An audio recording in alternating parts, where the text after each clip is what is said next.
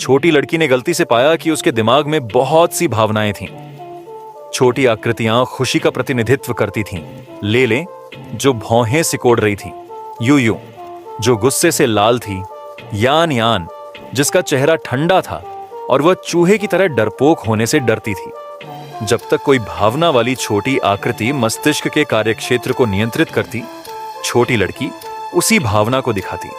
अप्रत्याशित रूप से जब बाउर 13 वर्ष का हुआ तो उसके मस्तिष्क के कार्यक्षेत्र पर यौवन बटन ने अचानक अलार्म बजा दिया और भावनात्मक परिवार अराजकता में आ गया। समाधान खोजने में असमर्थ, उसी समय एक बड़ा हथौड़ा अचानक मस्तिष्क पर मारा गया और उसके पीछे पेशेवर मरम्मत करने वालों का एक समूह आया, जिनमें से कुछ सीढ़ियां लिए हुए थे, कुछ ने चेनसॉ पकड़ी हुई थी और कुछ ने विस्फोटकों का एक पूरा डिब्बा भी पकड़ रखा था। उन्हें हिंसक तरीके से नियंत्रण कक्ष को ध्वस्त करते देख भावुक परिवार ने भी अपने अपने व्यक्तित्व के अनुसार अलग अलग व्यवहार प्रदर्शित किए। लेकिन जब मरम्मत का काम पूरा हो गया तो सभी दंग रह गए, क्योंकि उनके सामने की कार्यबेंच को उन्नत किया गया था और घनी तरह से पैक किए गए बटनों ने उन्हें चकाचौंध कर दिया था। इससे लेले को यह भी एहसास हुआ कि किशोरावस्था के दौरान बाउएर को निश्चित रूप से बहुत सारे भावनात्मक उतार चढ़ाव का सामना करना पड़ेगा। सचमुच जब बाउएर जागा तो वह अचानक बहुत चिड़चिड़ा हो गया। अभी तक सामान पैक नहीं किया, यह देखकर यूयू ने जल्दी से शांत बटन दबा दिया। हालांकि कार्यक्षेत्र के कार्य के समायोजन के कारण बाउएर का मस्तिष्क बिल्कुल भी सटीक भावनात्मक निर्देश प्राप्त नहीं कर सका। उनके पास प्रत्येक बटन के कार्य में महारत हासिल करने के लिए सावधानी पूर्वक परीक्षण करने के अलावा कोई विकल्प नहीं था। अप्रत्याशित रूप से सभी बटनों को आजमाने के बाद कार्यक्षेत्र अचानक नारंगी हो गया, लेकिन यह रंग किसी भी भावना से संबंधित नहीं था। इसलिए इसने आतिशबाजी के आकार के मूड के साथ एक चमकदार उपस्थिति बनाई। मैं नखरेबाजी से काम कर रहा हूं, लेकिन हम सभी जानते हैं कि यौवन में प्रवेश करने के बाद चिंता से कहीं ज्यादा कुछ पैदा होगा। इसीलिए मोमो, जो लालच और घमंड का प्रतिनिधित्व करता है, अपनी बेहद अजीब बातचीत के साथ, और सांगजांग, जो उद्यमी नहीं है, समूहों में आए। जहां तक जियाओ जियाओ का प्रश्न है, किशोरावस्था के दौरान उसका प्रबल भावनात्मक अनुभव इतना प्रबल होता है कि वह न केवल अपने सामान के साथ कार्यस्थल के पास डेरा जमा लेती है, बल्कि बाउएर को लगातार नए नए संचार भी उपलब्ध कराती रहती है। यह देखकर लेले को लगा कि उसकी प्रभुत्वशाली स्थिति खतरे में पड़ गई है और इस प्रकार एक भयंकर भावनात्मक युद्ध शुरू हो गया। अब मैं अंततः दीवारों पर गालियां दे सकता हूं। यह तारों वाला आकाश सचमुच अद्भुत है। क्रोधित नोनो को नियंत्रित कर सकते हैं। इससे पहले कि वह बटन दबा पाता, कार्यक्षेत्र पर नए किशोर इमो जियाओ जियाओ का कब्जा हो गया। उनका मानना था कि मूल भावनात्मक परिवार अब बाउएर की विकास संबंधी आवश्यकताओं को पूरा नहीं कर सकता था। इसलिए उन्होंने अपनी टीम को बलपूर्वक कार्यक्षेत्र पर कब्जा करने के लिए प्रेरित किया। सबसे पहले इस पद पर प्यारी सी दिखने वाली मोमो का नाम आता है। उसकी बड़ी बड़ी आंखें हमेशा ऐसी चीजें देखती हैं जो उसे पसंद तो होती हैं, लेकिन मिल नहीं पाती, और फिर उसके दिल में छिपी प्रशंसा और घमंड को जगा देती है। और जब बियोए ने अपने नए सहपाठियों से बात करने की कोशिश की तो उसने अत्यधिक सामाजिक चिंता और शर्म दिखाई। उसका संकोची व्यवहार वैसा ही था जैसा आप नई कक्षा में प्रवेश करने पर होते हैं। इतना ही नहीं, जब अन्य लोगों के उत्साह का सामना करना पड़ता तो वह असमंजस में पड़कर अपने हुडी में सिमट जाता और खुद को एक अजीब स्थिति में डाल लेता। जहां तक उन लोगों की बात है जो लेटकर अपनी आवाज़न से खेलने की वकालत करते हैं, तो इसका जिक्र करने की जरूरत नहीं है। सिर्फ लेटकर मोबाइल फोन से खेलने की मुद्रा में ही अनगिनत लोगों की परछाइयां उजागर हो सकती हैं। नई भावनात्मक टीम तैयार हो चुकी है और बाउएर की किशोरावस्था में बड़े भावनात्मक उतार चढ़ाव आने तय हैं। निश्चित रूप से आइस हॉकी प्रशिक्षण के पहले दिन बाउएर गुस्से में एक सहपाठी से टकरा गया, लेकिन जब उसने ऊपर देखा तो उसके चेहरे पर तुरंत ईर्ष्यापूर्ण भाव प्रकट हुआ, क्योंकि दूसरे व्यक्ति ने न केवल फैशनेबल कपड़े पहने थे, बल्कि अपने बाल भी लाल रंग में रंगे थे। अप्रत्याशित रूप से जब मोमो बाओ को दूसरे व्यक्ति के बालों को छूने के लिए नियंत्रित कर रहा था, तो यानयान ने उसे समय रहते रोक दिया और फिर उसने इसे उस तरीके से किया जो उसे अच्छा लगा। दूसरे पक्ष को समझाएं कि आपका ऐसा कहना नहीं था। अप्रत्याशित रूप से, इससे पहले कि वह अपनी बात पूरी कर पाता, गागा का बड़ा हाथ कार्यक्षेत्र पर जोर से पड़ा। इससे शर्मिंदगी के कारण बावर को अपने पैर जमीन में गड़ने पड़े। यह देखकर लाल बालों वाली महिला सहपाठी ने खुद को अन्ना के रूप में पेश करने की पहल की और फिर उदारतापूर्वक बावर को प्रशिक्षण आधार का दौरा करने के लिए आमंत्रित किया। लेकिन इस समय कार्यक्षेत्र अचानक बैंगनी हो गया। यह पता चला कि बावर को भावनात्मक रूप से स्थिर दिखाने के लिए सांग सांग ने कार्यक्षेत्र को दूर से नियंत्रित किया ताकि वह अपना काम बेपरवाही से कर सके। लेले को समझ में नहीं आया कि बावर को परिपक्व होने का नाटक क्यों करना पड़ा, इसलिए उसने खुशी का बटन दबाने का फैसला किया।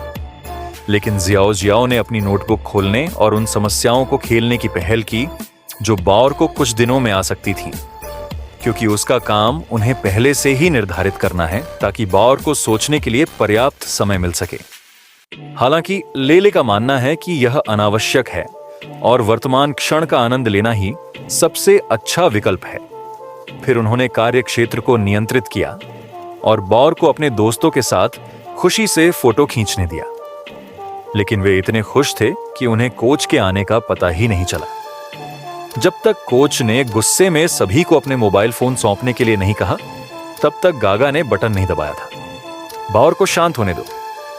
यह देखकर लेले ने बावर को सांत्वना देने की कोशिश की, लेकिन अप्रत्याशित रूप से उसने बावर को जोर से हंसाया। उसे इस तरह मुस्कुराते देख कोच तुरंत क्रोधित हो गया और उसने सभी को शारीरिक फिटनेस परीक्षण के लिए आइस रिंक पर जाने का आदेश दिया।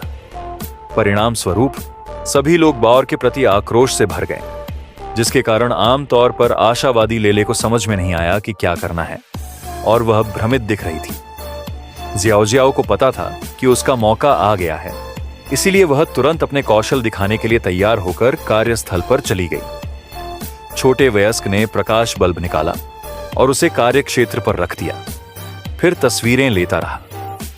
वर्ष के उत्तरार्ध में उसने अपने गुरु बावर को अपने सहपाठियों से माफी मांगने के लिए उकसाया, क्योंकि इससे पहले उन्होंने व्यक्तिगत कारणों से पूरी आइस हॉकी टीम को दंडित करवाया था, जिसके कारण उन्हें अलग थलग कर दिया गया था। सौभाग्य से चिंता का प्रतिनिधित्व करने वाली जियाओ जियाओ ने इस समस्या का पहले से ही अनुमान लगा लिया था, इसलिए उसने बावेर से माफी मांगने को कहा और समय रहते स्थिति को बदल दिया।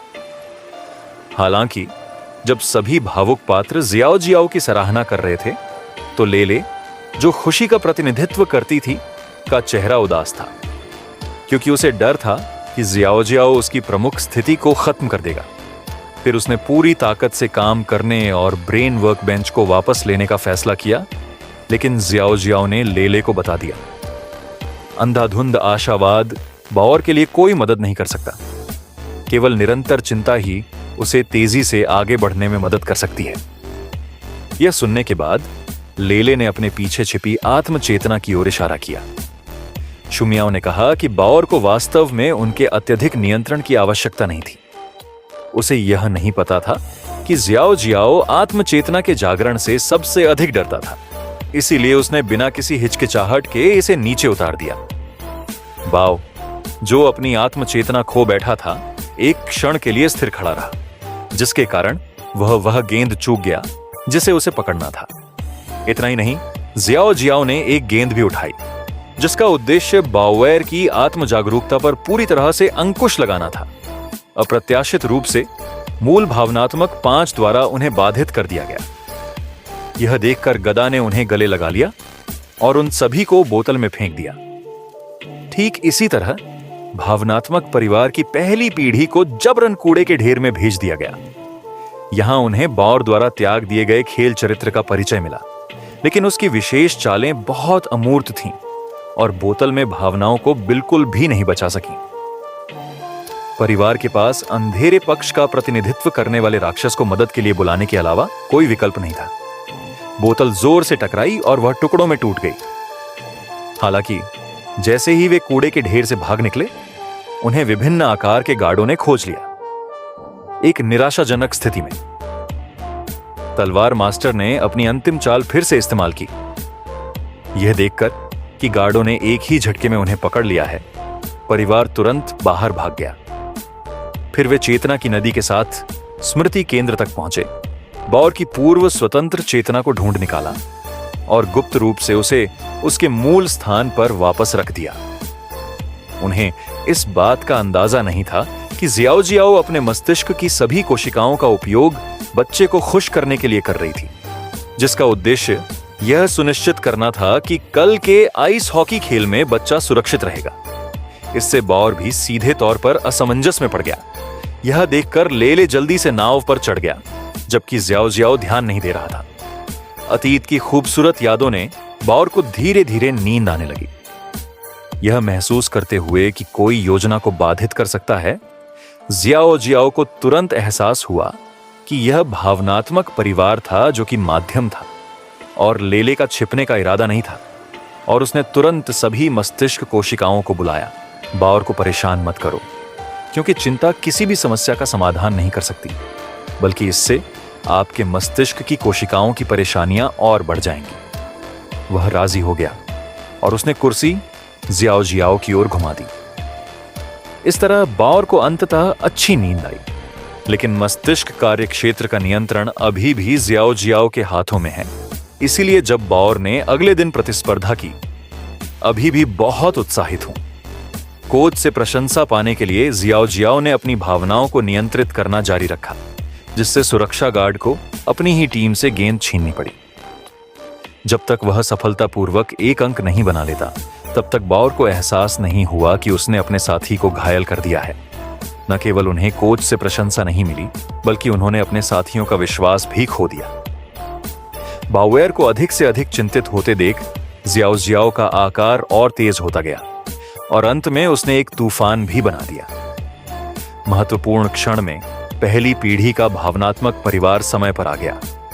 लेले बिना किसी हिचकिचाहट के तूफानी घास के माध्यम से चला गया और जियाओ जियाओ को खींचना चाहता था, लेकिन उसे उम्मीद नहीं थी कि उसके सामने केवल एक छाया थी। आप उत्पत्ति का फैसला नहीं कर सकते। यह सुनने के बाद जियाओ जियाओ को एहसास हुआ कि उसके पास गंदगी को साफ करने की क्षमता नहीं है। इसलिए उसने जल्दी से उसका हाथ छोड़ दिया और लेले के साथ तूफान से बाहर निकल गई। मैं बस उसे यथासंभव सुरक्षित रखना चाहता था। आप ठीक कह रहे हैं, निर्णय कर सकते हैं। यह सुनते ही लेले की आंखें चौड़ी हो गईं, क्योंकि उसे याद आया कि वह अतीत में बौर के जीवन को भी नियंत्रित कर रहा था। बौर को चिंता मुक्त करने के लिए वह अक्सर बुरी यादें दूर भेज देता है, लेकिन अब लेले को यह समझ आ गया है, कोई बात नहीं, यह एक अच्छी क्लिप है। चाहे अच्छी हो या बुरी, यादें बौर के जीवन में अपरिहार्य हैं। इसीलिए उन्होंने तुरंत उस स्वायत्त चेतना को उखाड़ फेंका जिसे उन्होंने पहले गुप्त रूप से वापस भेज दिया था, ताकि बौर एक मूल चेतना विकसित कर सके जो पूरी तरह से उनकी हो। मैं बहुत अच्छा नहीं हूं। दोस्तों को रिश्तेदार और मित्र कहा जाता है। बौर को अपने मूल इरादे और लक्ष्य के बीच संघर्ष करते देख लेले अपनी मूल चेतना से कसकर चिपक गया और अन्य भावनाएं उसके चारों ओर एकत्र हो गईं। इस समय वे एक आम सहमति पर पहुंच गए थे, जो कि बौर की स्वतंत्र चेतना की संयुक्त रूप से रक्षा करना था। उसी समय बौर को भी अपनी चिंता से थोड़ा आराम मिला और उसने अपने साथियों से ईमानदारी से माफी मांगी। दूसरे पक्ष की समझ प्राप्त करने के बाद बौर ने गहरी सांस ली और तुरंत अपने साथियों के साथ अच्छा सहयोग करने और अगले गेम का आनंद लेने का फैसला किया। इस फिल्म में जिस बात ने मुझे सबसे ज्यादा प्रभावित किया, वह थी लेले की कही यह बात, शायद जब हम बड़े हो जाएंगे तो चीजें इतनी जल्दी नहीं होंगी। जैसे जैसे हम बड़े होते हैं, हम चिंतित होने लगते हैं। लेकिन अगर आप खुद से पूछें कि आप किस बात को लेकर चिंतित हैं, तो आपको खुद भी नहीं पता होगा। जिस प्रकार जियाओ जियाओ का मूल इरादा बाउएर को खुश करना था, उसने केवल चीजों को और अधिक खुशनुमा बना दिया। बौर को खुश करने के लिए ले ने उसकी सभी बुरी यादें मिटा दी। लेकिन अगर आपके साथ ये बुरे अनुभव न हुए होते, तो आप कैसे जान पाते कि खुशी कितनी कीमती है और लोग हमेशा खुश नहीं रह सकते। सभी भावनाएं मिलकर आपको संपूर्ण बनाती हैं। एक खुशी भरा दिन भी एक दिन होता है और एक दुखी दिन भी एक दिन होता है। क्यों न इसे खुशी से बिताने का चुनाव किया जाए।